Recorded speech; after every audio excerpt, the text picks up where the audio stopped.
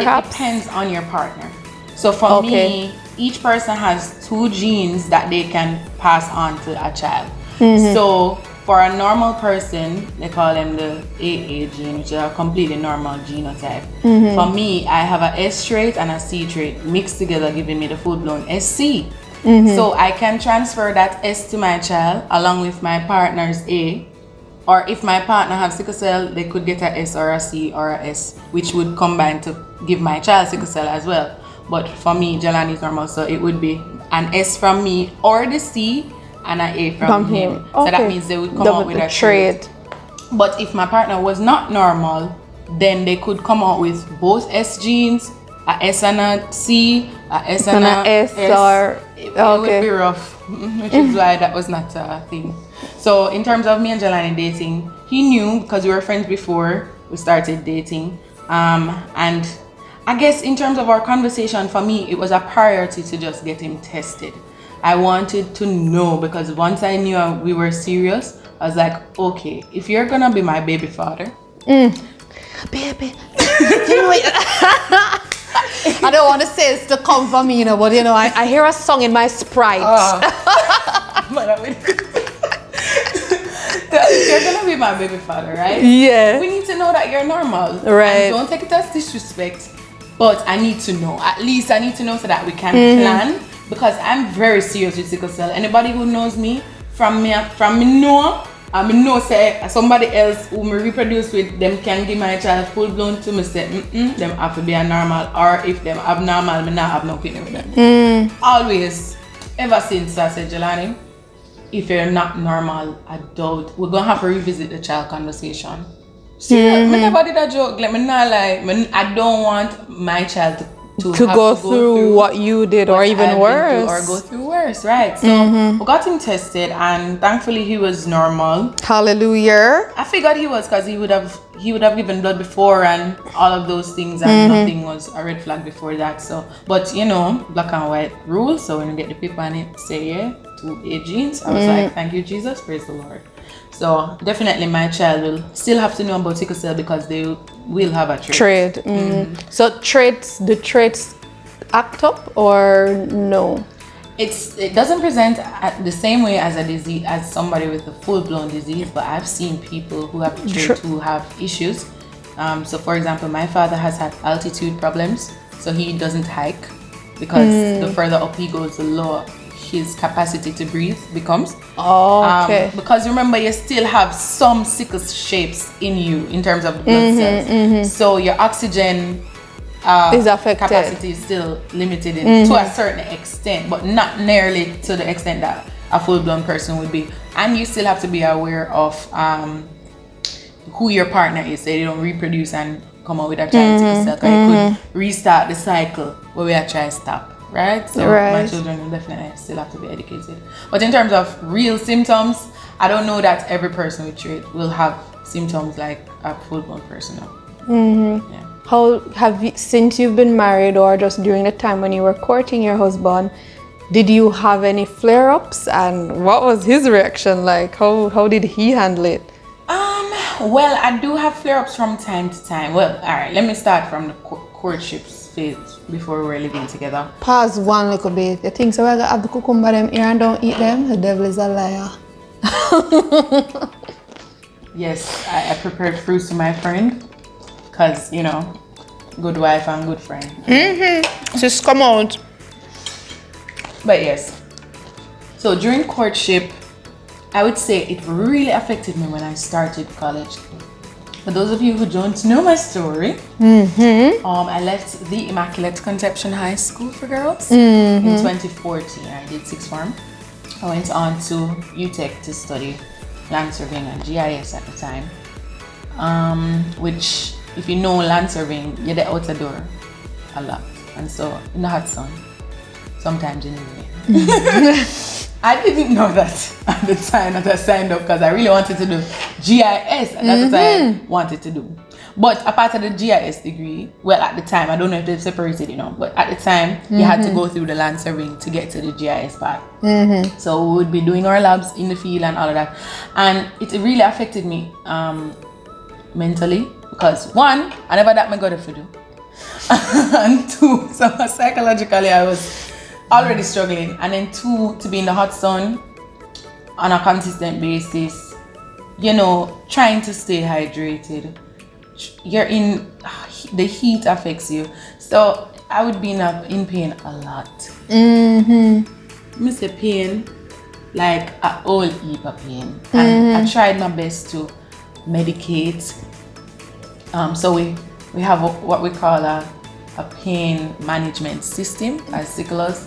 So they tell you when your pain is at a certain level, you start off with Panadol or some kind of cetamol type of thing. And that one of those regular. You do it every 4 hours, and you go from there. You can go to Panadine, Cataflam, and then if it go up from there, you go to the doctor and get some pethidine injection or whatever. So I used to be consistently on Panadine F and Cataflam mixed together. If you know those 2 medications, they're very strong, and nothing was working. Nothing was working. So at UTech, I struggled to stay focused on my studies because I was consistently sick.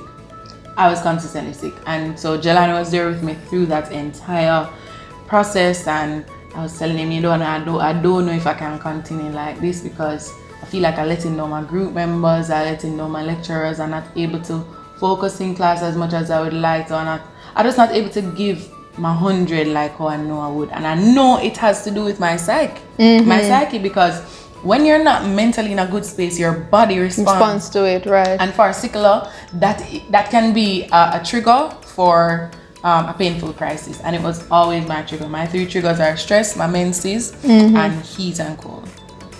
So menses, that every month, sis. Every month, girl. Let's not talk about it. But I mean, I kind of have it down to a system now. So I know my first day, I just, prepare. Yeah. I have my meds. I have my hot bath, something. Ladies can't live without it. And your regime. Try to relax myself. But apart from that is stress and the hot and cold. So stress at UTech, girl, bare stress. I ended up dropping out. I knew I couldn't continue. I was missing school consistently. I'm gonna tell you, like, at least probably 2 days a week I'd be missing. Wow. And 2 days a week when I go to university, a whole heap that to do. It's a lot. You're missing a whole heap of class. I'm gonna tell you something, that land surveying degree there, it never easy. So when you miss 2 days of class, you feel like you miss a week, a month, a year. One whole unit to keep. So behind. When you go back to school, you try catch up. It just wasn't working. I had to have the conversation with my parents and say, no, not gonna happen. And they knew I wasn't happy, and so they said, okay, do what you need to do, figure it out. But they know my health was at risk. And Jelani was there supporting me through that. So he would have been there with me through that period. And to be honest, I don't think I could have gotten through that period without him, because I definitely was, I can't bother with you. I definitely was struggling with depression. I can probably say depression. I was never diagnosed, but probably high functioning depression, because you wouldn't know if you look at me. But if you know me, you know. You know them right there? Like, you know, there's something off, like me never right. I wasn't myself. And I think my classmates at UTech knew that I was struggling. And so it just wasn't that easy period. And I said, God, I don't think I can continue. So I stopped. And he was there with me through that. And then I decided to work and do other things and figure out what else I wanted to do for school, something that wouldn't affect my body as much. So that's how I ended up at UE eventually, 2 years later. 2 years later to study something completely not land surveying. What did you study? Inside marketing and operations management. Inside, no sun. There's a no sun. No sun. But big up to my land surveying peeps that did extremely well and finished their degree. I'm so proud of them. And we still talk from time to time. Somehow we still talk. So, you count all the experiences as stepping stones, and you meet people and that kind of get to connect and so on. Networking. Yeah. You never know in the future what's to happen. But to get back to your original question, Jelani's support is really what got me through a lot of those periods. There would be a lot of uncertainty surrounding my health and surrounding my life in terms of its trajectory. But I would never have to question my relationship with him. My. That's all I got. That's deep. No, we have to big up the good man them. The good husbands them, we have to big them up because the world talk about the bad one them. So when they will find good man, we have to big them up. Yes, and he's always supportive. He was always there, always remind me that God will never fail me and that He has me here for a reason. Because trust me, enough time, I wouldn't say I was suicidal ever, but I've definitely thought, God, you can take my life now. This is too much for me. You know, Christian suicide. Like, take me now, Lord. No, Jesus. Me not do it myself. Me can't. Me don't know. They stab myself thing. Wouldn't. Yeah. But me have Christian suicide already. Like, Lord, take me now. I can't deal with this. But I guess for a Christian, that is suicidal, right? So I've had times where I just did not want to be here. I think I would be, you know, my parents, less stressed out if them not have a partner with sickle cell. Husband, less stressed out if them not have a girlfriend at the time with sickle cell. Friends, you know, them have to think about the devil, okay? The devil is a liar. Is a liar because look at me now. Look at me.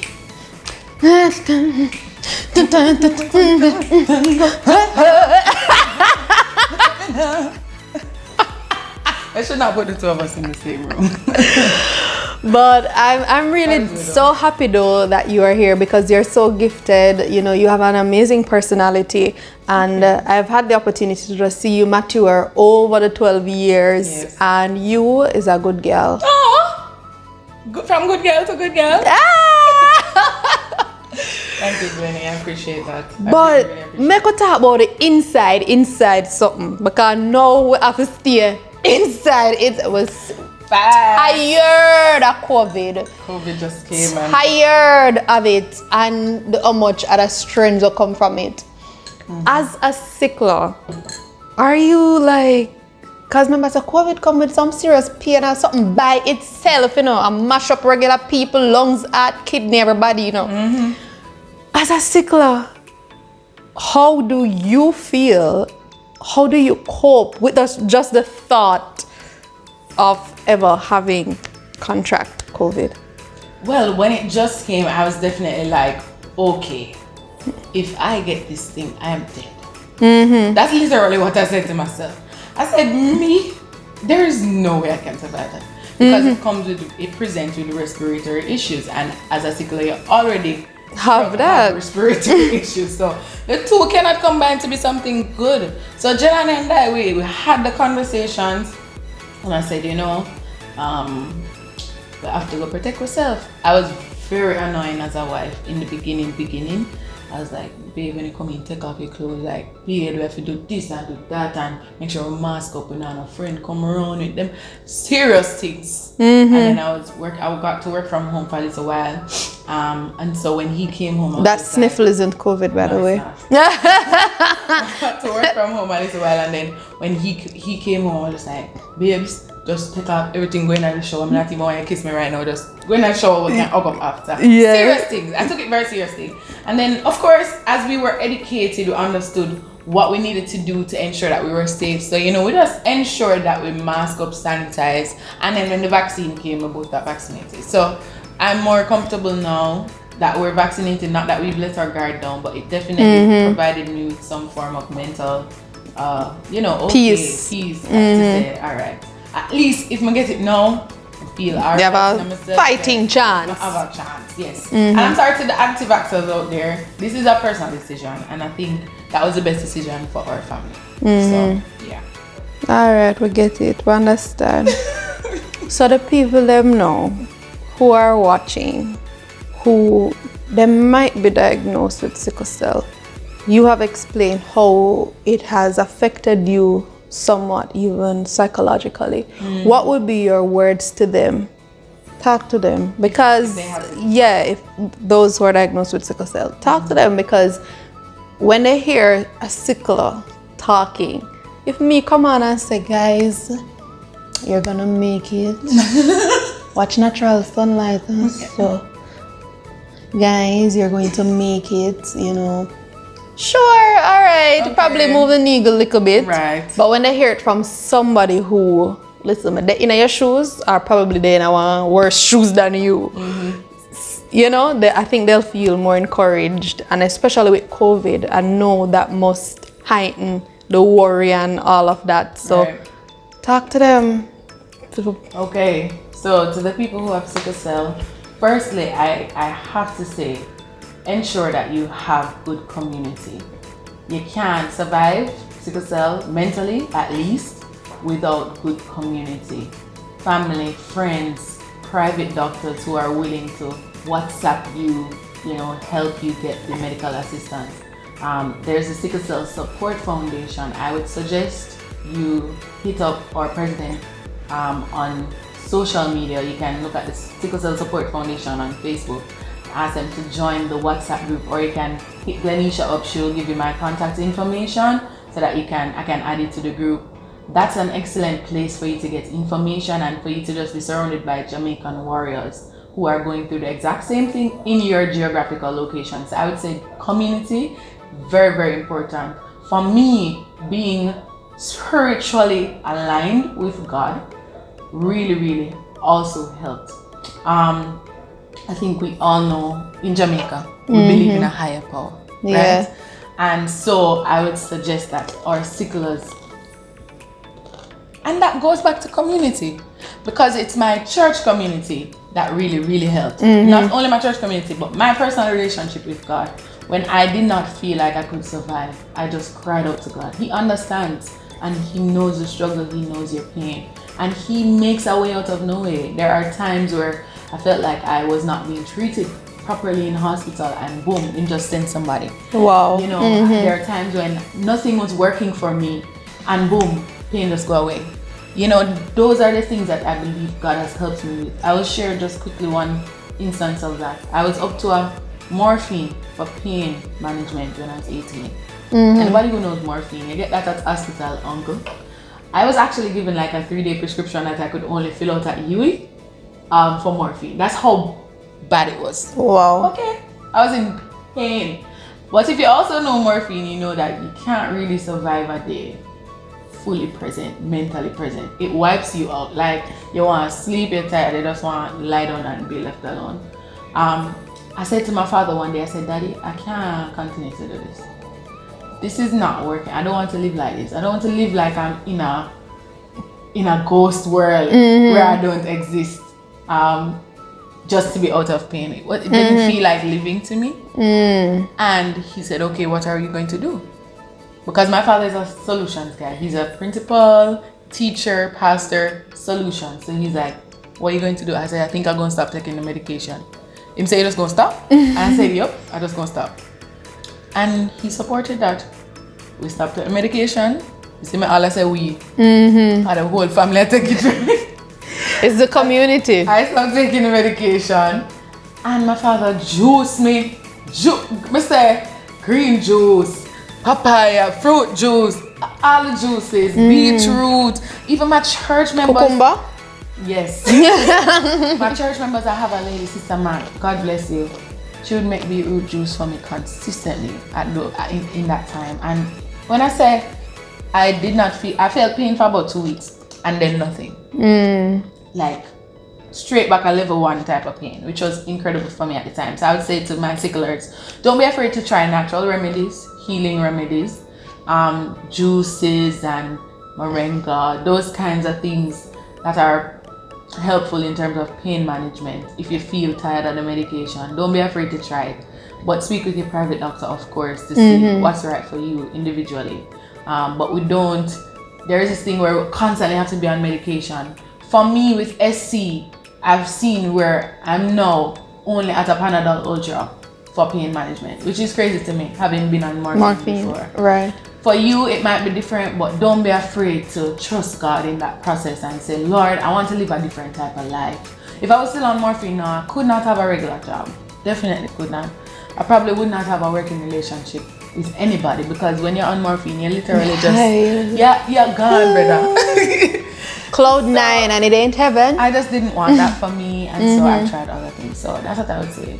Community, trust God, and don't be afraid to try different remedies for pain management and healing. Yeah, and last one, for those who are in the community of sicklers, what advice can you give them to best support sicklers? All right, if you know a sickler, I would say definitely just, first of all, get educated so that you can have a great conversation with them. Sometimes us sicklers, we just don't feel like we're understood. But, you know, with the advent of Google, we have a lot more access to information. Right. So don't be afraid to Google and see what are the symptoms, see what might trigger your friend. Ask them what their triggers are so that you don't put them in positions to create a situation where you're involved in a painful crisis, or a painful crisis can come on, or whatever their trigger is. You know, you don't want to expose them to that. Make sure you encourage them. If you're a Christian, watch them in the word of the Lord. Continue to remind them that God is with them, and just be supportive. You don't have to talk about sickle cell all the time. Can be regular friends, you know. Cheer us up, be there for us, take us places. Yeah. Take us places. All right, the real last one now. And get tested. If you're a friend, your real support is to get tested, because what we don't want for our friends and our friends' families is for them to be affected with somebody who has sickle cell as well. So get tested. I will get tested. Yes. You want me to tell the testing information? Sure. So if you want to get tested, you can go to the sickle cell unit, request an appointment to get the sickle cell electrophoresis, because you want to know what your status is. Yes, it's the one that tests for all types of traits. Or you can go to a private doctor and ask them to write you up to get a lab test done, like at a blood test lab, regular testing facility. Same sickle cell electrophoresis test. So make sure that's the test that you do. So that just look on the one where you can't pronounce sickle cell electrophoresis. Yeah. All right. What are some positives of being a sickler? Oh, so for me, positives of being a sickler, I would say one of the most positive experiences I've had is mentorship. So mentoring at Immaculate, I was able to, in that same nurse's office, come across other young ladies with sickle cell, and they were younger than me. Some of them were older, so I would say just access to other people with it. But for me, definitely the mentorship, I was able to carry them through and help them through some of the worst times of their life. And now a lot of them are still out here doing the thing. Just the other day, actually, I was in a class at UWI with one of them. Nice. And I'm so proud of her. And those things just make you feel like your struggle has purpose. You know what I mean? There's purpose to my pain, and I always use there is purpose to Woo! We ain't gonna keep church on here today. There is purpose in your pain, and sometimes as Christians we struggle with the idea of struggling. Yeah. But there is always purpose in your pain, and you can use it to help somebody else. So I would say that's the most positive thing that has come out of it for me. Amen. For sure. Amen. Avia, thank you for coming on and sharing with us. Thank you so much. I hope somebody is edified, and you're encouraged to even go and test for the sickle cell just get the sickle cell test. You know, and especially if you are dating or courting to be married, you want to do this because, you know, we don't want to put persons in that position and have children who come and face these pains and so on. As Avia said, we're trying to put a stop to it, right? So yeah, get tested. Period. So thank you for watching. Don't forget to like, comment, share the video, and subscribe to Sis page. 8 followers to reach 600. The last time I checked, I did 4. Oh. But I should probably reach it now. We reach it now. But 1,001 still. Fact. But thank you guys for watching, and go and follow Avia on Instagram. She sings. She's a wedding singer. She's a wedding singer. So all those who are courting, get tested and then book me to sing at your wedding. Period. And remember, guys, please stay safe on COVID. We want it done. Yeah. All right. Until next time. Peace out.